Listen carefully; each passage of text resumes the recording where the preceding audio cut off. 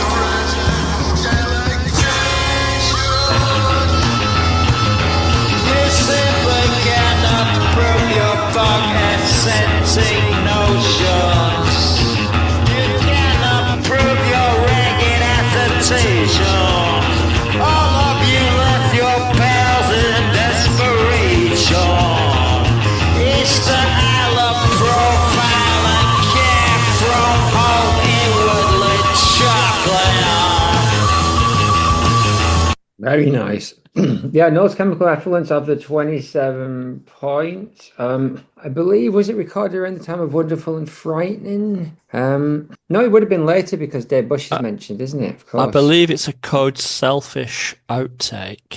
That makes sense, yeah. A decade later, of course, because Bush... Yeah, because wasn't Noel the coach driver? He was, but they rode coaches all through their journey, so that doesn't help us. But and up against Black Roof, exactly, Black Roof with Tim Presley coming back for a little jam. I don't know to what extent he played on this or whatever, but yeah. Alistair, come to you first. Where do you stand on these two? They're both lovely, aren't they? Like they're sort of not like dead typical Foley kind of stuff, but they both work really well. I do like it when they kind of go a bit off piste at times, but with kind of a bit of an experimental thing to it. So you got Noel's chemical Effluence. really like that. You got a really nice sort of like groove going on with it. The keyboards remind me of the Vikings. Do you know the film? Yeah, like yeah. Kind of thing. But it's another one that gets into kind of like krautrock rock territory. And there's plenty of studio witchcraft going on. Nice guitar textures. And you played a cover of it as well, which was quite interesting. I thought it was the vocals were funny. I mean, the guy was trying his best, trying not to be Mark Smith, but at the same time trying to get those qualities across. Black Roof, again, that's like nice sort of like wonky trip hop stuff, with the nasty guitar. I mean, the guitar, I think I mentioned before, reminds to a bit of some of the John Spencer was a good thing. And the synths and the beats, it reminds me of something like of F.A.L.L.O.U.T.P.O.D.C.A.S.T by Beastie Boys. But I like the sort of juxtaposition between the nasty guitar and the really sort of nice trip hoppy kind of synth and backing track to it. Yeah, very good. Yeah, it's definitely an outlier. Noel's Chemical Effluence is definitely short as well, isn't it? Black Roof, like Black Roof is. Yeah, really short, really nice. It's a very but Noel's is definitely a weird one for Code Selfish. That for me, the reason why I always think it's much earlier is just because that is the sound. That sound is very, very reminiscent of stuff off Wonderful and Frightening, like Creep and things like that. Very clean. It's very different from the stuff they were doing around that era, which I can understand. That's why it didn't make the album, but yeah, so Snur and Max, and this week our good friend Rob McLeod is jumping on board. He's given us his thoughts, which is delightful. First off, I won't do the voice. Noel says Max, horns evoke a fade, slows in windy riff and bass drum shuffling, but it's the D-Bush keyboard riff that cements it. Oh no, I wrote this. This is my opinion, not Max's. No, the horns do evoke that European, like you said, the Viking kind of the Alpine thing on purpose, of course, and it fades in with a very slow, kind of slinky kind of riff on both the guitar and the bass. But yeah, it's the Dave Bush kind of like honking riff that kind of works for me. And there's just lots and lots of cool droney stuff and noises on the background. And then at the end, I played the last 20 seconds because it shows what could have been. Like even at this period, Craig is doing some really discordant, noisy stuff, but just for a decade or more, just burying it way, way, way in the mix. It's absolute madness. Before I read the other three chaps, what's DB and his friend on the other side think? Let's see how they got here before we speak to either of those gentlemen. So, Noel's Chemical Effluence had quite a storied path to this round, where it beat My New House and It's a Curse, which I'm a particular fan of It's a Curse. But My New House, look, I realise, here's the thing, I think Noel's Chemical Effluence is a bit of a crate diggers classic. If you're a F.A.L.L.O.U.T.P.O.D.C.A.S.T fan, it's kind of like signifies you're in a higher realm to the to those who like Totally Wired and a couple of others. Yes. Black Roof beat Insult Song and New Facts Emerge, so possibly a little bit of a clearer route to the final, third round. Before we even speak to our friends on the other side, enemy of the podcast, Stuart Lee, has given an opinion on Noel's Chemical Effluence. Would you like to hear that? I would. I'm sure it's garbage. He says, quote, a gradually uncoiling, lean and slinky slice of snake charming music that ranks amongst the group's finest moments, end quote. I think I agree with you there, Mr. Lee, despite your multiple grievances against these people here present. Yeah.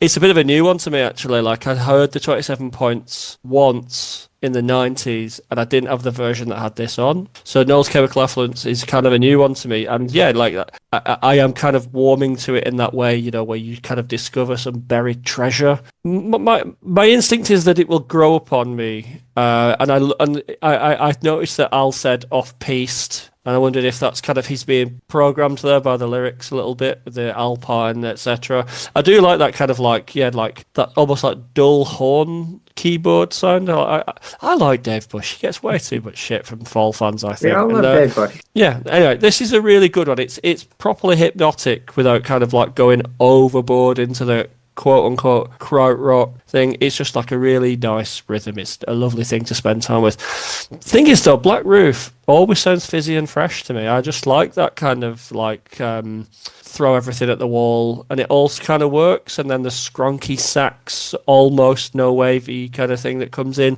Yeah. I like Tim Presley, just generally speaking. I think he's a really good musician. I think his own stuff outside of the Fall is really good. So this is quite a tough one for me, like a new one that I know that I'm going to love more in time. And, you know, and putting it out today doesn't mean the song goes away. Or does it, Brendan? Yeah, it does, unfortunately. Yeah. Right, so maybe I have to keep it to spend more time with it. Yeah. But I still have my memories then of Black Roof. Okay, and I can reconstruct it from my own grey matter. Yeah. Would you like to hear what our invisible friend says about these? If we have to. I mean, contractual obligations and all that, yeah. So, Good Stew, as we'll now call him, Yeah.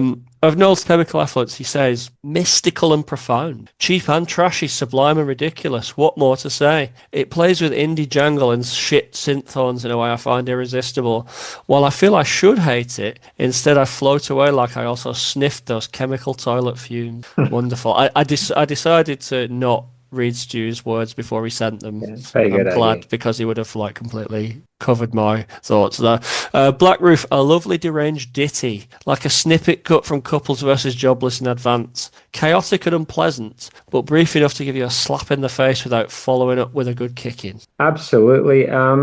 Like what can I say? What can I add to those things? But Black Roof for me, this is a first off to address the My New House thing.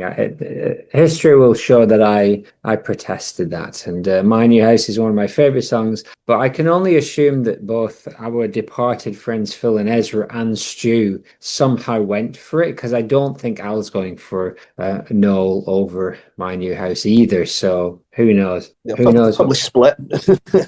Probably at that point, you ruffian. But yeah, Max has messed up here completely balls everything up, and I'm gonna have to send my apologies to the internet gods. But here we go.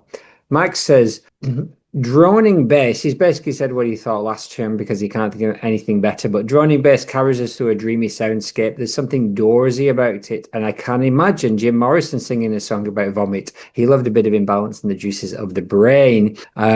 Where Snur, on the other hand, has said, remember being a bit underwhelmed with this compendium album at the time, but NCE and Cloud of Black somewhat made up for the disappointment. It has a knack of occasionally coupling portentous lyrics with daft throwaway tracks, and the inverse is true. In this case, scrapey synth accepted. The music is quite grand and melancholic, perfect for a lyric about buzz toilets then. While our friend Robert has said, Noel's Chemical, a Midwest emo opening until it isn't. Never performed live. Layers so many sounds that it would be used by so many sounds that would be used by other 80s bands. Interestingly, it is much later, Robert, but delightfully and criminally overlooked for myself and perhaps others, given that it wasn't on an album.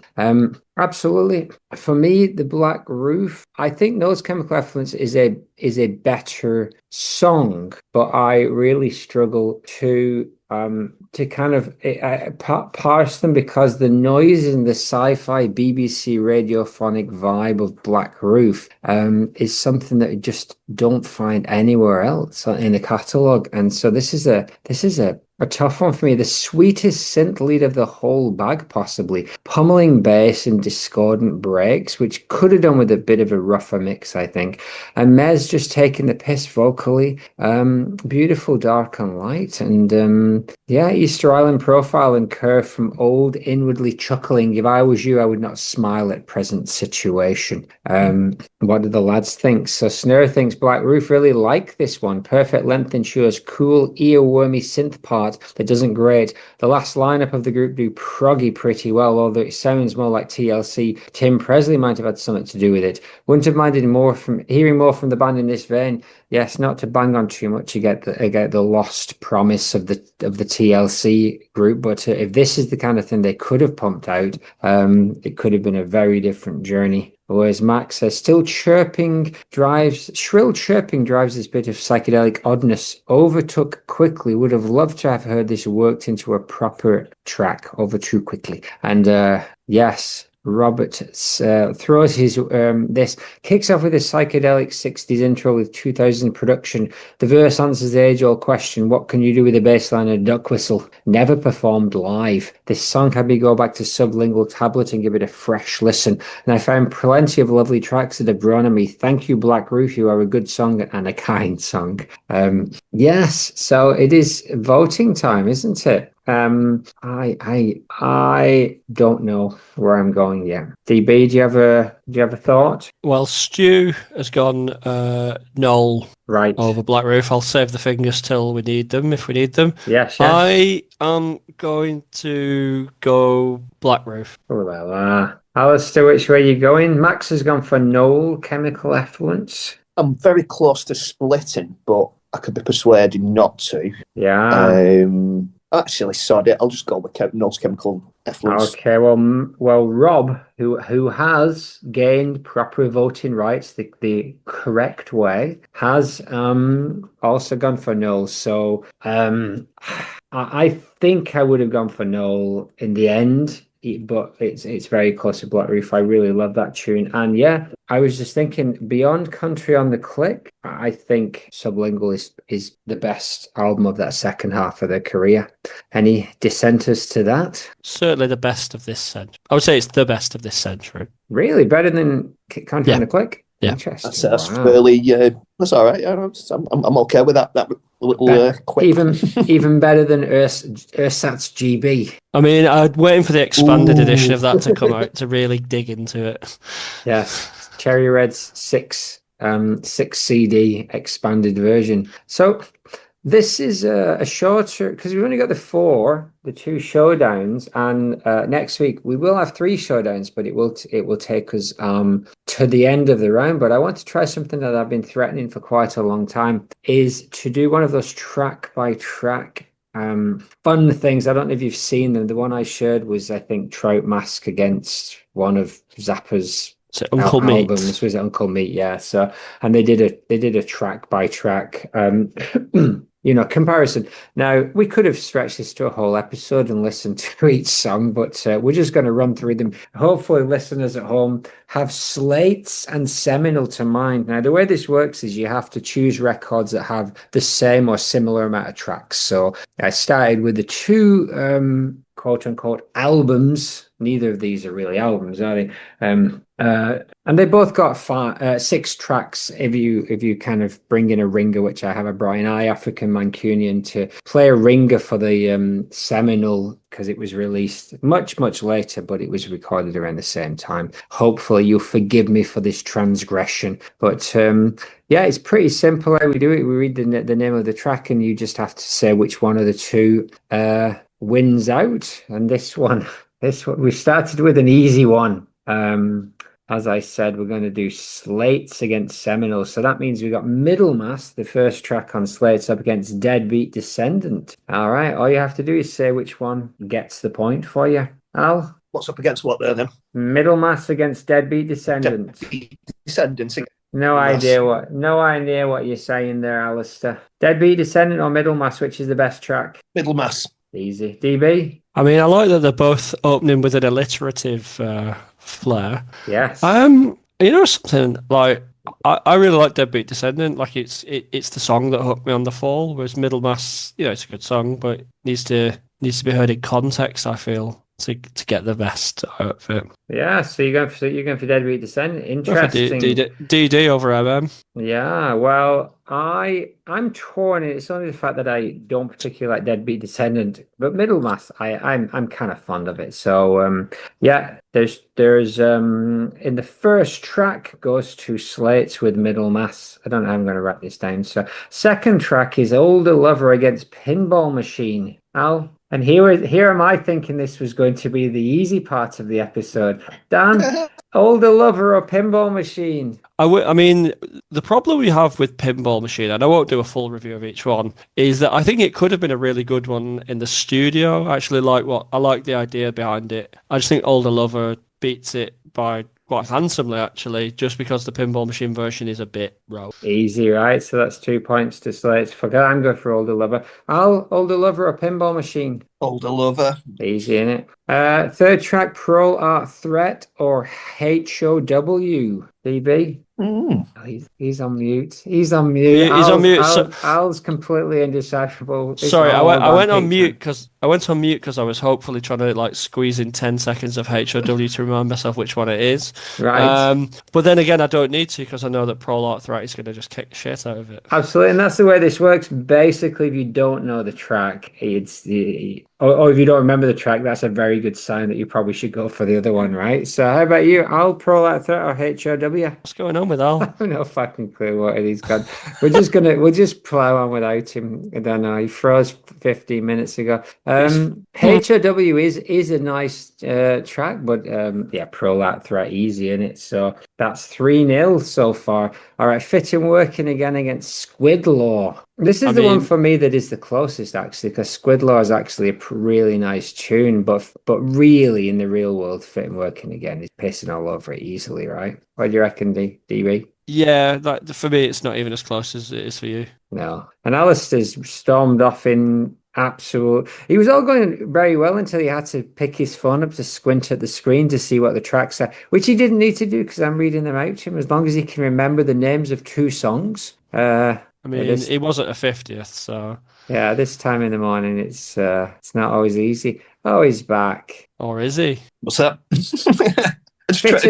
Fit and Working again or Squidlaw, Al? Which one? Fit and Working. Easy in it. So that's 4-0. Slate Slags against Molluskin Tyrol.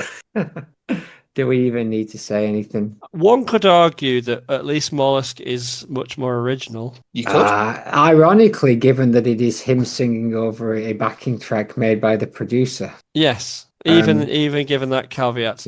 However, I would take Slate Slags 100 times out of 100. Over literally every single other Fall song, probably. Alistair, anything to push back against Slate Slags versus Molluskin Tyrol? I say it's a David and Goliath contest. This it's always going to be Slates. It isn't, but and as we get more into it, obviously there's going to be albums that are much more balanced, and this is a fun one to start with. But even I thought that Slates might have Seminole might have pulled out a single track. I was thinking possibly Deadbeat Descendant or even HOW could have given it a run for its money, but it's not, is it at all? And the last one of Leave the Capital versus the Ringer of I African Mancunian, it's not. It's not even close, is it? Well, I would argue this is David v Goliath, but Slate's is Goliath and he's worn safety goggles this time. Indeed, absolutely. And he's just torn David's head off and kicked it down the road along with a shut down his neck. Shut down his neck and put on a badge that says I African Mancunian. It's 6-0 easy, and it's what we expected. I probably a more fair comparison, Brendan, would have been the Slate's live record against Seminole Live, and even then, Slate's live. Oh yeah, I mean the fact is just these tracks against each other, and this is just how it's going to be. Like there are going to be some albums that have similar numbers of tracks, but there's a big difference in the quality of those. But I'm looking forward to it. We'll have a look at some more of these. I'll give you a little bit of a taster of some of the ones that we might that might pop up at a later date. So Room to Live and Perverted by Language have a similar number of tracks, and again we might have to bring in a ringer. Wonderland Frightening and Your Future Are Clutter both have 9. And then for tracks with albums with 10, we've got Grotesque, Ben Sinister, Friends, Extricating, Entertainment Scan, I Am Missing Winners, that's GB. So, similar for 11, got Witch Trials and Hex Induction Hour and Sublingual Tablet, so that'll be fun. I'll do them randomly. Quite a few with 12, a couple with 13, even a couple with 14, Levitate, Heads Roll, Reformation, and then right there at the top with 15 tracks is Light User and Unutterable. So I'm looking forward to some of these showdowns. But yes, those boys took a hell of a beating in It's not a showdown. It's not. It doesn't. They don't go through. It's just for fun, and not like the real one, which is real serious business. And that does take us to the final showdown, the second and only showdown of the evening, which is Hit the North against Taurig from Imperial Wax, another little gem that managed to snake its way into the final 100 and something. That's right. Get yourself some Rakuten Mobile while we're here.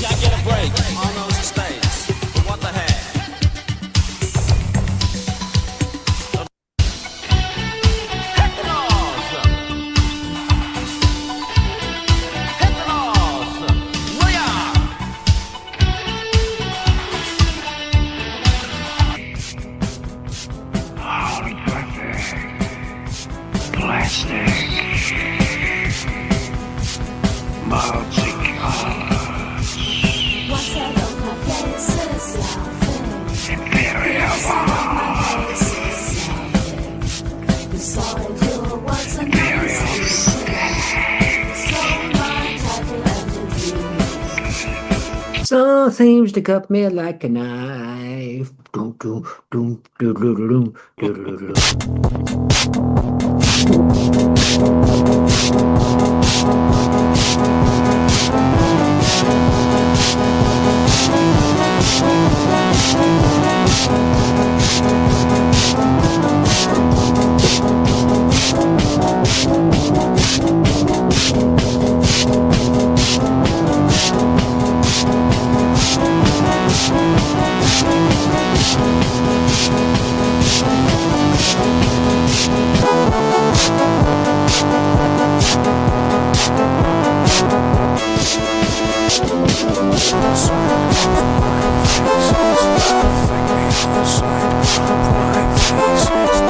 All right. So Taurig, which I believe is an anagram of guitar, and also sounds like Traurig, which is sad in German. And Hit the North, and I played a little bit of Hit the North, the Zwunk dub, which I think is either part 4 or 5. There's 6 released parts to Hit the North, and that Cherry Red have definitely missed the trick with not releasing Hit North the album yet, as Kraftwerk did with the Tour de France LP that they pumped out after the 6 parts of Hit the North, because I wondered whether that was an influence that had pushed them, but seemingly not. DB, Taurig, and Hit the North. It's a seemingly once again a Goliath and his little friend battle. Yeah, so that's a good way of characterizing it, but we never know who's going to win in these kind of fights, do we? Let's remind ourselves how each got here. So Hit the North beat Pittsville Direct and Wrong Place, Right Time. And Taurig beat Berry and P.O.D.C.A.S.T.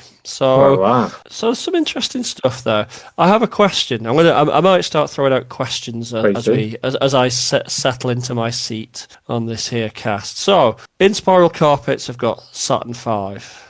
As you just alluded to, Stone Roses have got many, but let's say I Want to Be Adored. Like a lot of bands around this time, particularly Manchester, have got a tune, a CHON tune. Yeah. Do the Fall have a bigger claim to the tune than Hit the North? Not in this era. I mean, you could argue that when they did the car advert one, Sparta FC and the other one, that's Touch Sensitive. That beat Descended to a certain extent. But I think tunes sort of suggest that like your man on the street might have a boogie to it. Well, that's what I mean with because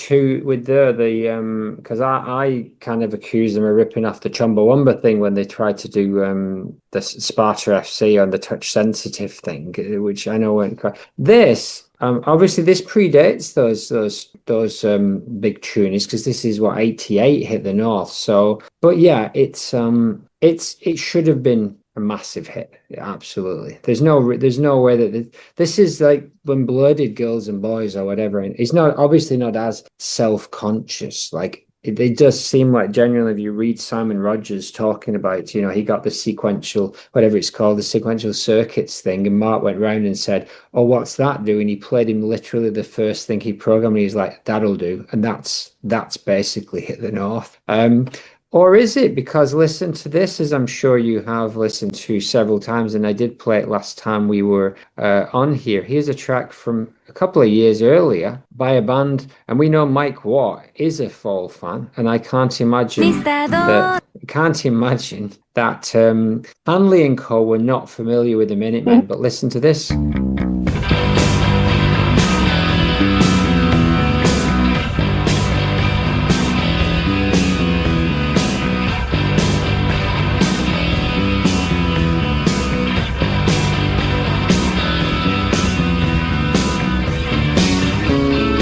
Now, there'll be those people that say, I can't hear it. Those people are insane. If you cannot hear at the North in that, there is something wrong with your ears. DB, are you familiar with this? Actually, I am, DB? yeah. I'm a big fan of Minutemen, and I think... Does the B stand for Boone? Yes, it does. And the D as well. Yeah, but I think that Hit the North is more of a tune, though. Like, yeah, I guess I should start talking about what I actually think of the songs instead of side riding. Viewed from a certain angle, I think Hit the North is the Fall's best song. That angle is populism, I guess. Like, there's something that touches people in a way that I imagine 99% of the discography would not. I think it's really well produced, written, however you want to characterize it. I think it makes really good use of Funky Size skill set, playing with the kind of the programmed bit. Whether it's Simon or whether it's Marsha, kind of the way that the sort of the synth underpinning kind of begins to grow and create this kind of like feeling as it generates, I find like really stirring in a way that you can't really say about too many songs, let alone Fall songs. I find it has this real sort of inner feeling that is just really persuasive. I've always liked Hit the North, firstly because it when I was a teenager, because it was easy. It's like, okay, there's the accessible one. But as a 43-year-old, I still put it in the upper rank of their songs. I think it's so good. It's a little bit inscrutable, wonderful, just wonderful in every, like, great video. Doesn't need 6 parts. I like the 2 and is it 2 and 3 that it's the kind of the slightly less produced versions. I think so, yeah, because then by the time you get to 4, 5, and 6, they are quote unquote dub, but they're not dub. They're just messing around with mixes. Taurig. Just the lyric quote is because I'm on the outside of time. I wondered if that was a nod to Von Elmo. Probably not. I don't know if you know Von Elmo, 80s garage rock. Quote unquote legend / nutter who went to prison a lot. I don't know. I don't like Taurig. I'll be honest. I don't know much about this. Is this an Eleni joint? I believe, because basically the story is a bit before. Well, the point with Imperial Wax is that they went to Andy Thomas' studio, I think, in Dusseldorf, ready to record the follow-up for TLC, and the dudes just, it says they didn't show it. I imagine it was they told Mark that they weren't coming or whatever, and he didn't bother mentioning anything. So apparently, because Dave Spur was already in the mix, so it seems like Kieran and maybe the rest of them were called at quite short notice, and so they turned up with a few songs each. I don't know how true any of that stuff is, but I believe this is one that Eleni brought. But I've seen somewhere along the line that Andy Toma had more to do it, and that makes more sense because, interestingly, Black Roof and this, they're both, kind of in theory Eleni songs, but they're not like any other song she does. She doesn't do that sort of lead line like she does on Black Roof or whoever does it, and she doesn't do this kind of grimy, gritty kind of like synthy post rocky, almost synthy kind of stuff. But Where's Mouse on Mars do so. and I've got a feeling that it's Andy Toma also speaking on the album version. That was my next question. That's not Mez, is it? It's not Mez. He's on the Britannia Row version, but he's not on this. That's Mez and Eleni on the Britannia Row version. And again, we've got 3 records. Well, we've essentially got 2 different versions of the LP, Country on the Click, Unutterable, and this one. And there's not a lot of differences in most of the tracks, but this is one of the ones where it is quite different. The music is better on the album version. It's more biting and more raw.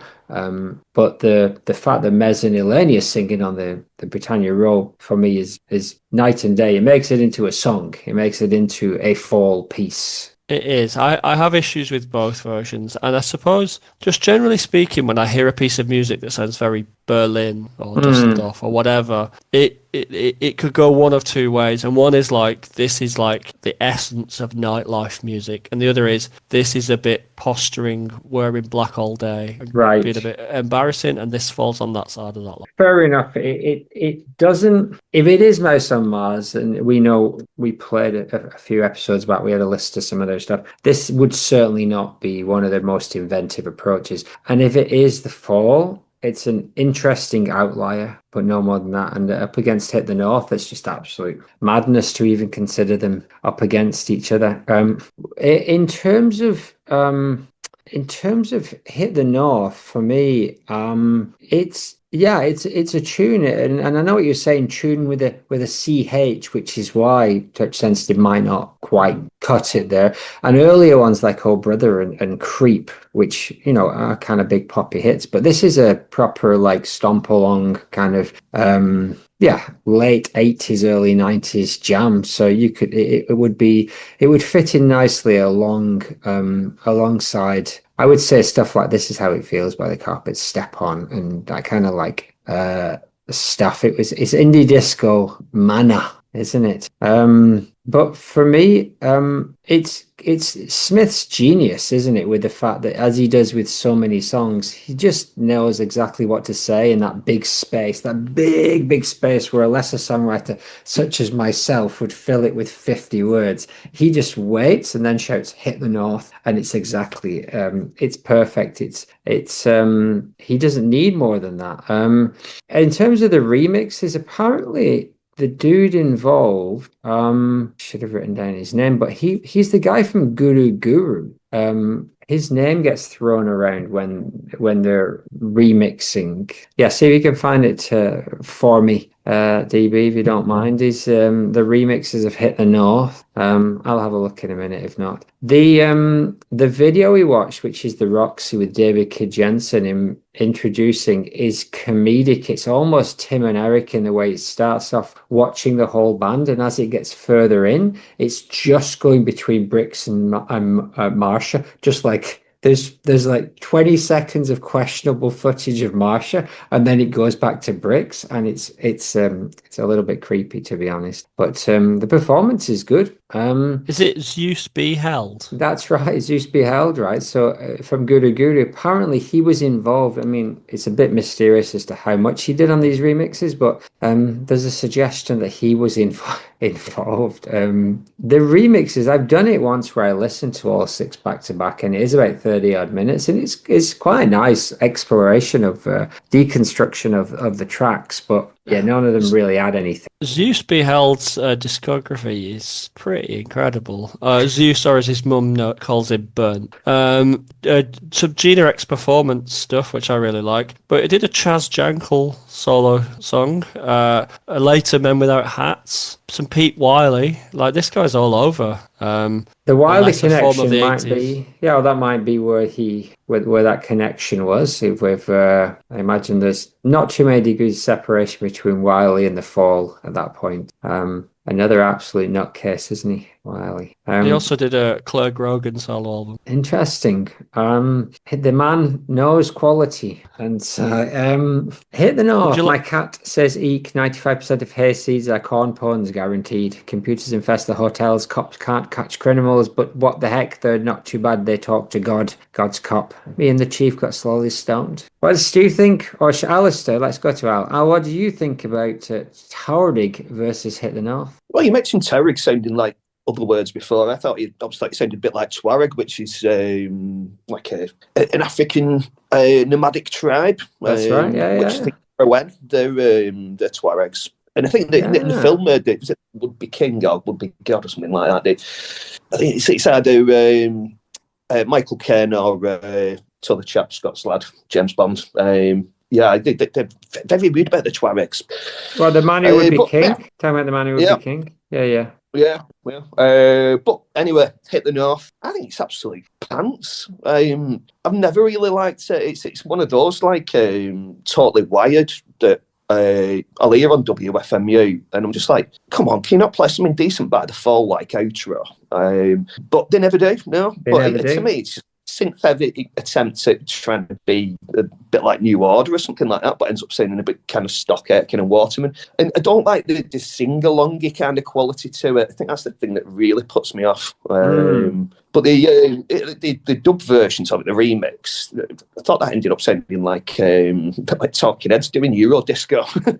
Right. But I completely agree with you with the Minutemen thing. But Hit the North, come on, it sounds crap. It plods. It doesn't really do anything. Enough, it just does not do it for me at all. It's a sort of a novelty single in a way, and if it was the only Fall track, or there were not many tracks, that we wouldn't be talking about this band, I don't think, with the same reverence. But it's a funny, silly poppy tune, and they've done them all the way through their career, starting with stuff like Creep. Every couple of albums, they'll knock out some silly Euro pop, Euro trash, and be gleeful with it. Well, I'll agree with Mark Smith on this, where he was on record saying that he preferred Frank Sidebottom's version of it to the Falls. Was probably shithousing, but I actually agree. Well, Frank, it's the perfect tune for Frank. He absolutely, he unlike most of Frank's other covers, which were clearly, kind of a tongue-in-cheek homage. Hit the North's the only one that he could do perfectly straight and still improve the tune, and that says a lot about Frank and Mez. Mez seems to talk about. But I mean, like the Frank thing. Yeah, Mez seems to talk about things that aren't the North, like this compounds and the computers. Whereas, like Frank talks about being in the North, there's a lot you can win money from a lottery machine because it's the North. Like there is a little bit of I think he plays into the funny side of it. But yes. So, what do you think of Taurig then, Al? Quite like it's like nice mechanical beats going on. I totally get what you were saying about the German thing, because I scribbled down, it reminded me a bit of T. Rosemira and the stuff that he used to put out on Shit Catapult Records. But yeah, there's a lot of stuff to it I quite like. It's that weird sci-fi kind of synth sound that reminds me of like Blake 7 or something like that. Whispered delay MES with like, the clipped strictness of the backing vocal. And it's kind of like, it's mechanical brutalism, simple, nice, but got a groove to it. Yeah. So apparently someone compared it with when they were talking to Smith to Shoplifters of the World by the Smiths, and Smith said, "No, I thought that was very Sex Pistols, deliberate and heavy-handed, whereas Hit the North has a dual meaning: punish it or go there." Yeah. I don't like it round here. It's too flat. I can't wait till we hit the North, said somebody in the van on the way back. In the same way that I'm sure in the Queen biopic, when they all stomped on the ground and did We Will Rock You, it's exactly what really happened. Apparently, Rogers, what's his name? Not Paul Rogers. Simon Rogers. Simon Rogers. Ted Rogers. Yeah. He got the sampler, and the first thing he put on it was a little Indian bell and a sax note and a bass note from a Gentle Giant record. So the riff that they're playing could be a Gentle Giant record, a Gentle Giant sample, pitched up and down. Not quite sure how it works, but only Simon Rogers would know. And I know he appeared on the other Better Fall podcast, but I didn't get to Gavin enough time to ask him more about that Gentle Giant sample, because that would be a beautiful thing to know. wouldn't it? It might explain why the bass sounds nice and chunky. You always have a very, very round, chunky tone on Gentle Giant Rack. Love the Giant. We've talked about the Giant before, and absolutely love the Giant. This is what Snur says. Hit the North. The name always suggests something much more meaty and substantial, so I'm always left disappointed. Part 5 is my favourite of the pointless remixes.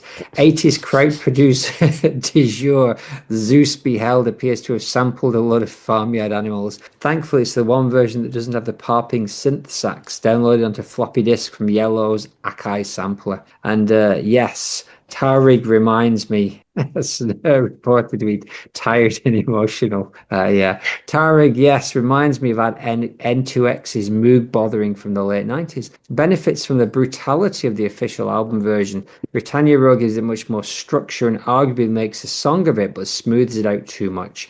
I could listen to this more unpleasant, crout-inflected face pummeler all day long. Interesting. Snur, of course, doesn't currently have the vote, but we can see which side of the bread his bread is indeed buttered, if that is the way the idiom goes.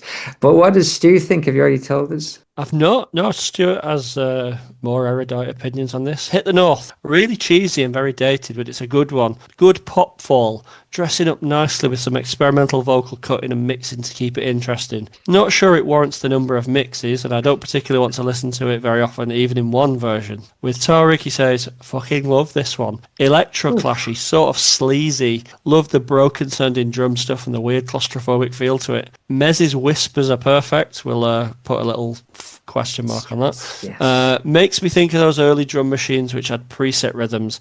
I could listen to a few albums of this. He likes to say that. I could listen to a few albums of this. And it's only, ironically, when AI does allow that to happen in a couple of years' time, he'll be stamping his feet about how that's not okay. When really, he might as well just dig in and say, hey, Artbot, Songbot, give me a triple album of Taurig style fall tracks. And he'll sit there stamping his feet and angrily looking at the screen while absolutely loving the music. That's the irony of living. That is that is man's crisis of identity in the second part of the 21st century, isn't it? Very much. Hit the North, says Max Williams. The joy I felt when my favourite band started getting played at every indie night. Everybody shouting, hit the North, good times. Shout out to Marsha S for those chunky stabs. Solid gold, happy memories on this one. TMF showing how to get a hit without selling out. Part 1 is the best. All right, while he says, Taurig is a fabulous bit of krautrock, a Faustian pact,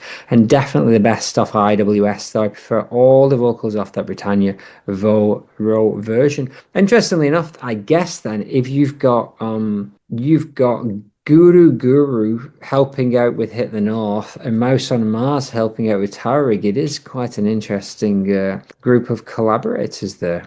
But Robert, what can I say about Hit the North other than my son started singing this thanks to the Frank Sidebottom version when he was just 2 years old, performed 141 times live, while Taurig had Imperial Wax Solvent on Spotify the other day, thought it was just making random recommendations as this diverges so far from the sound of the rest of the album. That is true. Love it for its uniqueness when compared to all the other near instrumentals from the band's catalogue. Does not appear to have been played live. Yeah, all logic suggests that this should not be a close one, but it absolutely is going to be, isn't it? So, which way are you going, Alistair? Well, I'm definitely not going with Hit the North, and I don't think I can force it for it yet. So Taurig it is, indeed. Interesting. I'm guessing Stuart's gone for Taurig as well. Stuart has gone for Taurig indeed, but I will be going for Hit the North. Yeah, as will I. There's not really a way that I can put Taurig through over Hit the North. I love the silliness and the cheesiness of Hit the North. And it's interesting, Alistair, and I get why. But you're a big fan of, mashed potatoes. In many ways, just as silly. Yeah. But dismiss the Hit the North. You're a man who listens to Pinky and Perky on a 12-hour loop. What is it? What's the difference between that? Like listening to 7-inch played on 33. That's the way forward. Right, but you don't see that. You don't see any problem with the dismissing the Falls novelty output. You hold them to higher standards than the Puppet Pigs. It's mediocrity. Well, the Puppet Pigs were produced by like Beatles producers and stuff like that. There's a lot to be said about those Puppet Pigs. There is, and the man who produced this, of the lyrics. Panpipe Master Simon Rogers produced this. He had a number 11 hit with Incantation. Anyway, Max and Rob both went for Hit the North, so it doesn't matter. Hit the North goes through into the last 64. It's on Beggars. What? So the Incantations LP is actually on Beggars Banquet. Beautiful. That's probably why the Fall ended up getting on Beggars in the end, because of that. Rogers did more for the Fall than any other member, including Mark Smith. And on that bombshell, that means that Noel's Chemical Effluence and Hit the North go through, and Taurig and the other one go out. And yeah, we are very, very close to finishing up. We have one episode left, which will give us Curious Orange against Bodemic, Living Too Late against Garden, and New Face in Hell against Flat of Angles. Interesting final episode of the round before we get to the second chance bag, and then, as threatened, the beef off, which I may end up doing on my own if you two balk at such a premise. But it's going to be fun. It's going to be fun, my friends. All right. That was a delight. We brought it in a tight 60, and we're learning the ways of the pod world. Wonderful. See you next week. Bye.